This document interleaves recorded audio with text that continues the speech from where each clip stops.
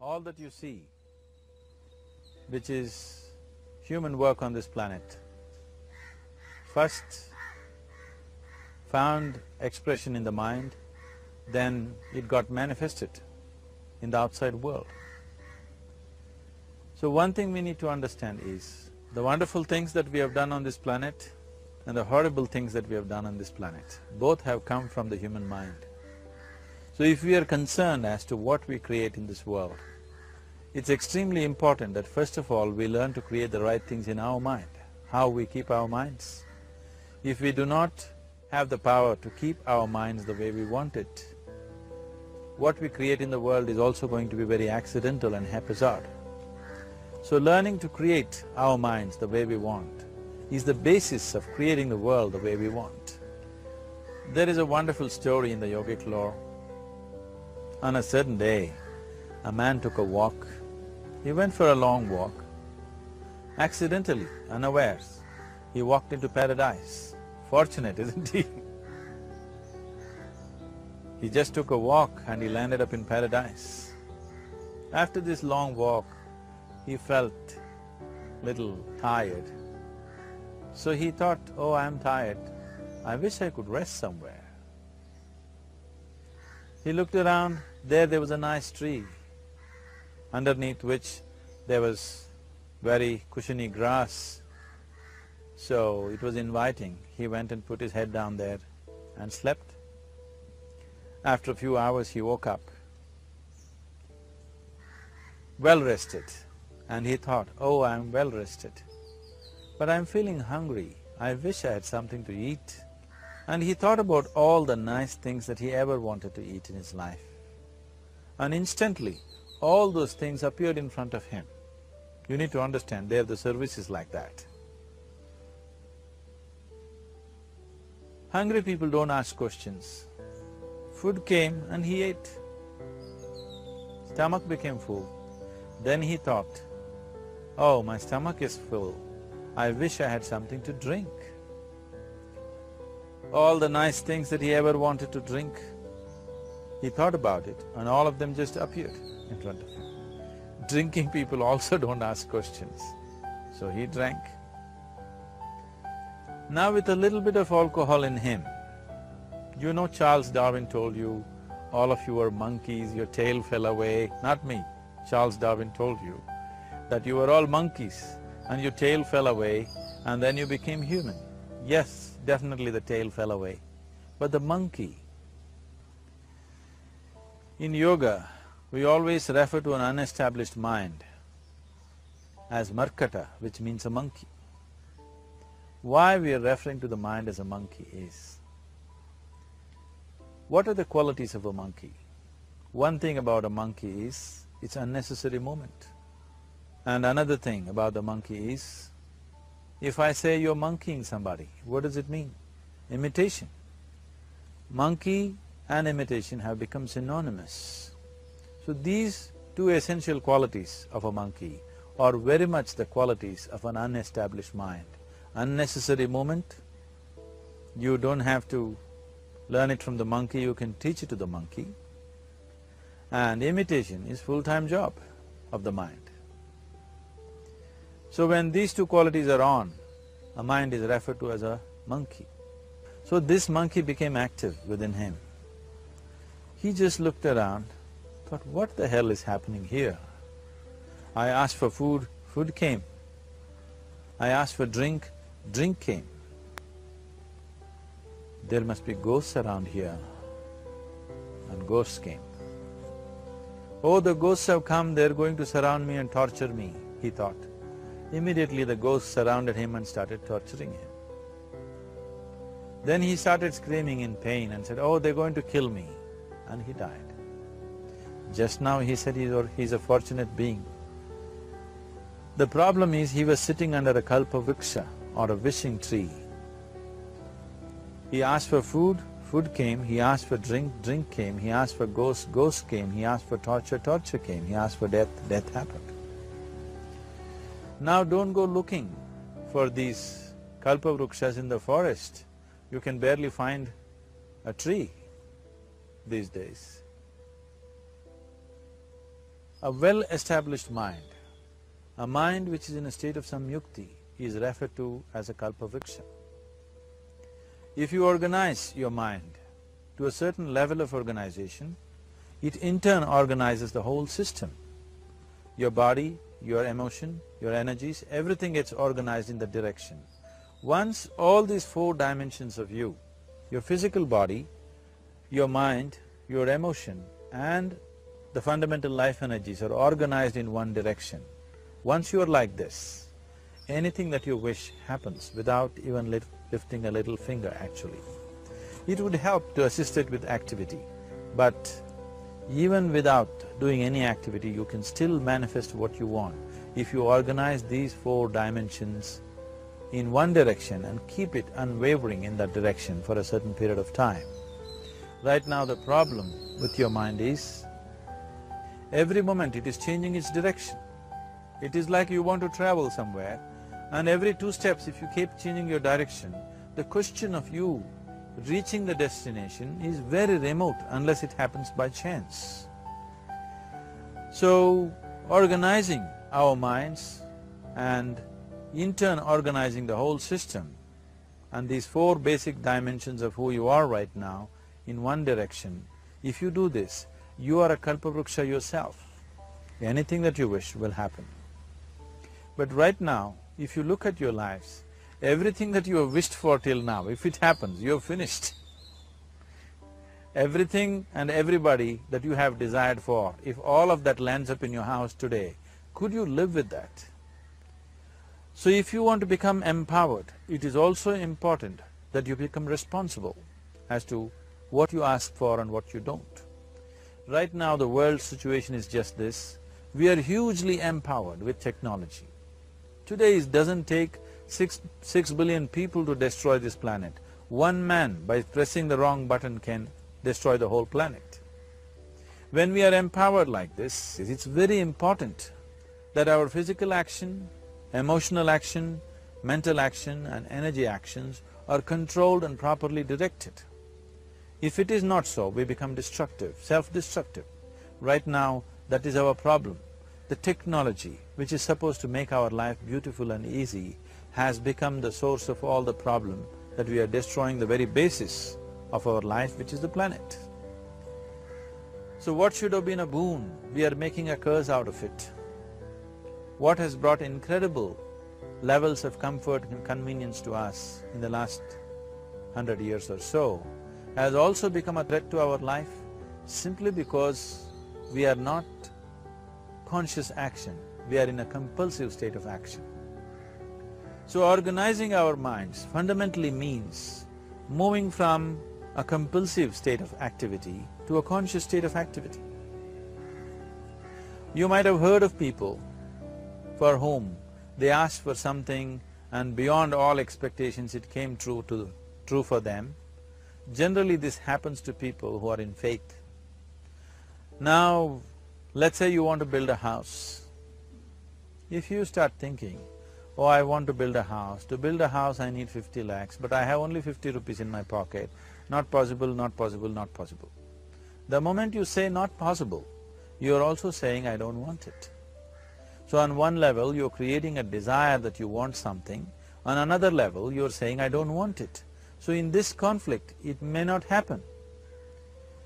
Someone who has some faith in a god or in a temple or whatever, who is simple-minded. Faith works only for those people who are simple-minded.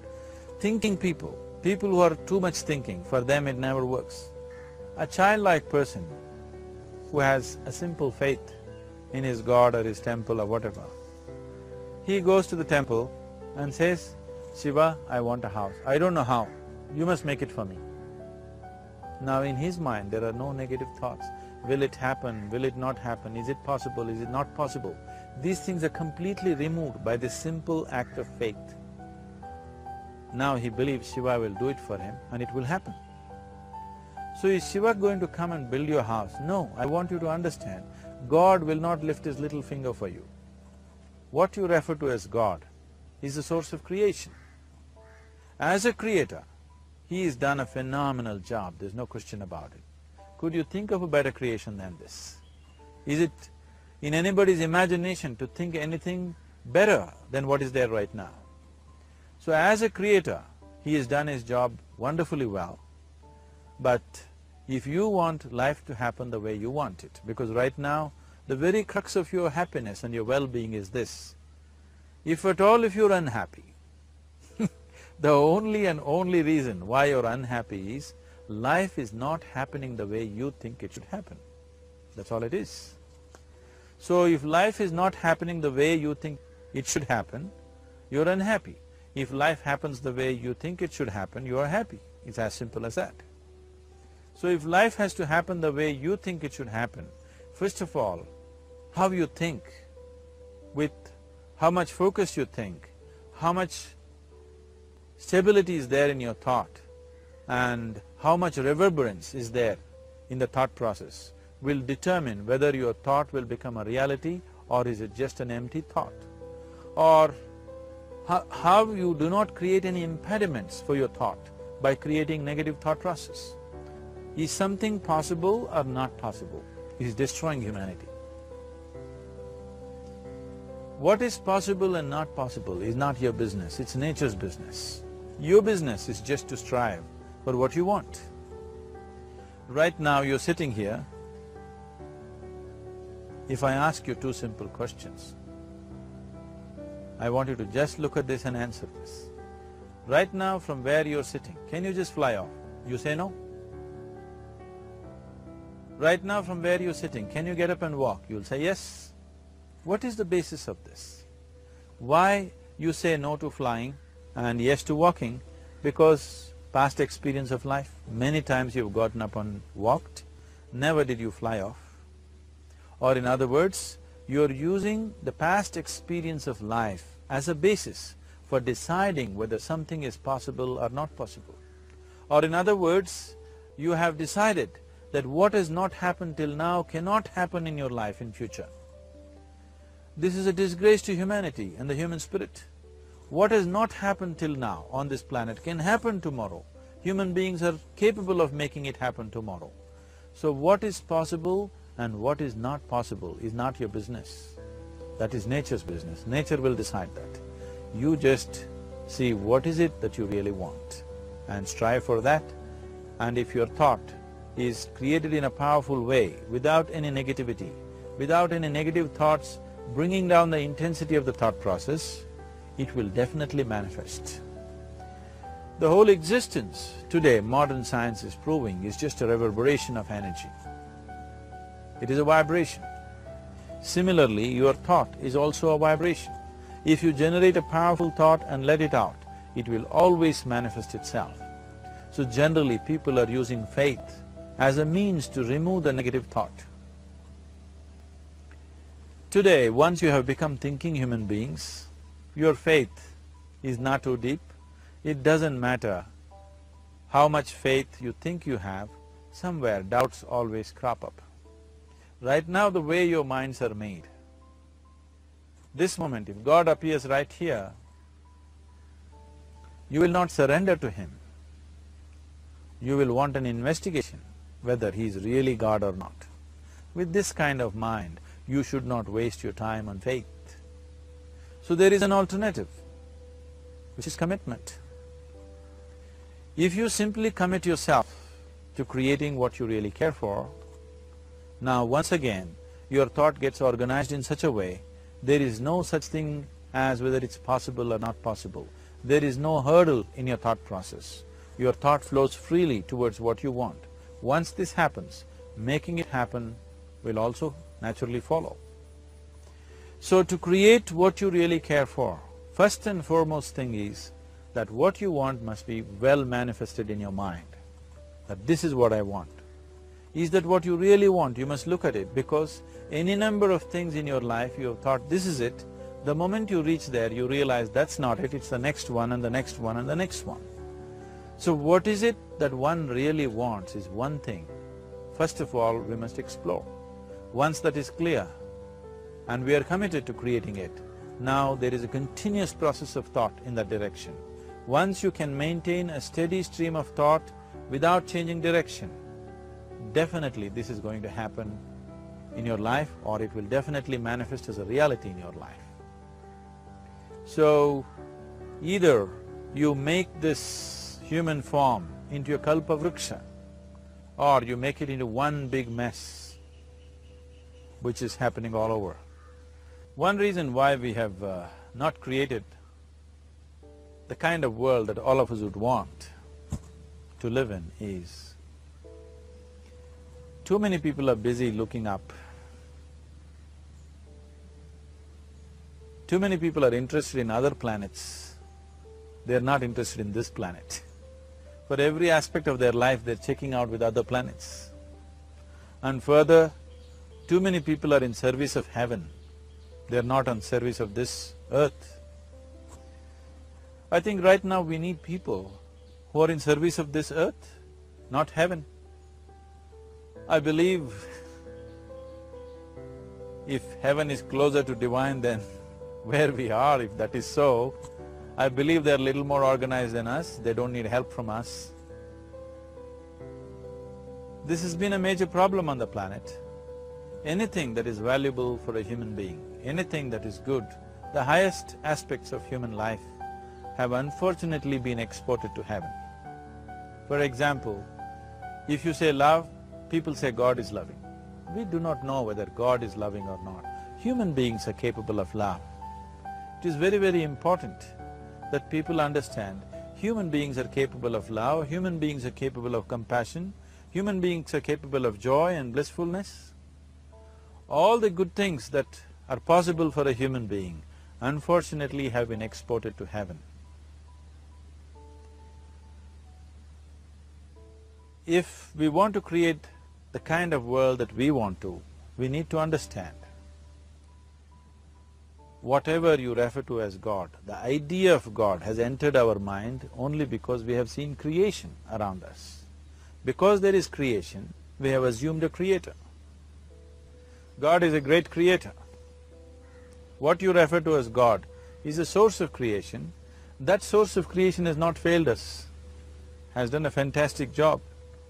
But now the question is about management. If you want to leave the management in the hands of the Creator, He will manage it in His own way, according to His agenda. But that's not what you want. You want life to happen the way you want it.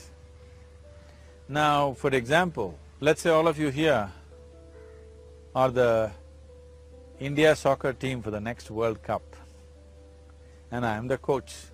So these next 4 years, everything that you need to know about football is taught to you. Everything that I know about football is poured into you in so many ways.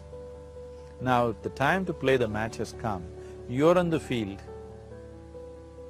and the ball comes near your foot, but you look at me, then it's no good. You've seen those coaches sitting there and boiling, nothing happens. Because now, once you're on the field, it's your job. So this is the same thing. The Creator has done a fantastic job. Now you're here. It is for you and me to see how to manage this, how we want it, how to keep this world, how, in what condition would all of us enjoy it best is something that we have to look at. So at every stage in our life, we tend to think, this is it. If this one thing happens, everything will be fine with my life. You reach there and you realize that's not it, and you postpone it to something else and something else. This is going on. The first and foremost thing is, you must be clear what is it that you really want. If you do not know what you want, the question of creating it doesn't arise. If you look at what you really want, what every human being wants is, he wants to live joyfully, he wants to live peacefully. In terms of its relationships, he wants it to be loving and affectionate. Or in other words, all that any human being is seeking for is pleasantness within himself, pleasantness around him. If this pleasantness, if it happens in our body, we call this health and pleasure. If it happens in our mind, we call this peace and joy. If it happens in our emotion, we call this love and compassion. If it happens in our energy, we call this blissfulness and ecstasy. This is all that a human being is looking for. Whether he is going to his office to work, he wants to make money, build a career, build a family, he sits in the bar, sits in the temple, he is still looking for the same thing. Pleasantness within, pleasantness around. If this is what we want to create, I think it's time we addressed it directly and commit ourselves to creating it. So you want to create yourself as a peaceful human being, joyful human being, loving human being, a pleasant human being on all levels. And do you also want a world like this? A peaceful world, a loving world, a joyful world? No, I want greenery, I want food. When we say a joyful world, that means everything that you want has happened. So this is all that you're looking for. So all that you need to do is commit yourself to creating it, to create a peaceful, joyful and loving world, both for yourself and everybody around you. Every day in the morning, if you start your day with this simple thought in your mind, that today, wherever I go, I will create a peaceful, loving and joyful world. If you fall down 100 times in the day, what does it matter? For a committed man, there is no such thing as failure. If you fall down 100 times, 100 lessons to be learnt. If you commit yourself like this to creating what you really care for, now your mind gets organized. Once your mind gets organized, the way you think is the way you feel, your emotion will get organized. Once your thought and emotion is organized, your energies will get organized in the same direction.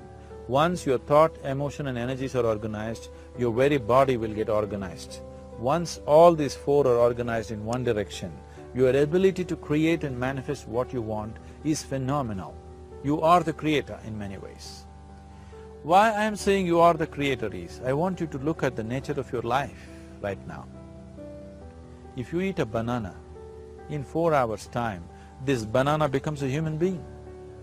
There is something within you, a life-creating process, a process which builds this body. The manufacturer of this body is within. You give him a banana, he makes a human being out of that banana. Transforming a banana into a human being is not a small thing. It is a phenomena. It is just that this phenomena is happening within you unconsciously. If you could only consciously manifest this, making a banana into a human being, you are the creator. You are nothing less than that.